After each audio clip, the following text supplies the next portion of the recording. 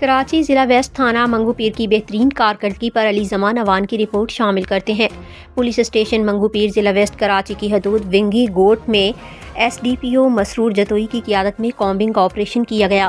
یہ آپریشن جرائم کے سد پاب، امن و امان کی بحالی اور غیر قانونی بغیر رجسٹریشن مقیم افراد کے خلاف کیا گیا، جس کے دوران گھر گھر تلاشی لی گئی اور علاقے کے داخلی و خارجی راستے سیل کر دیے گئے۔